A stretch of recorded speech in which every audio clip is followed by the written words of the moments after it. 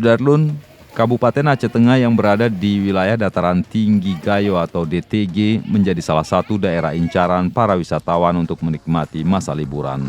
Untuk itu, Kabupaten berhawa sejuk ini mulai berbenah dalam hal fasilitas tempat penginapan di objek-objek wisata.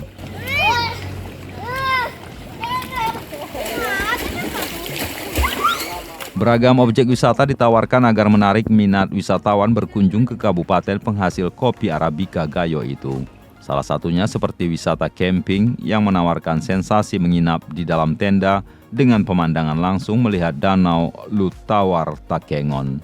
Serambion TV pada Senin 20 Desember 2021 malam berkesempatan mencoba sensasi camping di Danau Lutawar, persisnya di Pantai Ketibung.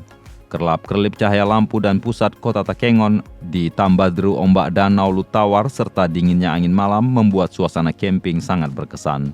Tarif sewa tenda camping para wisatawan cukup mengeluarkan nilai Rp85.000 hingga Rp100.000 per malam untuk kapasitas 4 orang.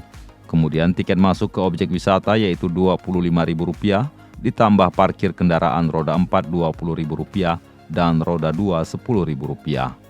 Demi kenyamanan Anda saat berkemping di pinggir danau, maka disarankan membawa jaket, selimut, dan juga pastinya logistik yang cukup. Dari Takengon, Budi Fatria, Serambion TV.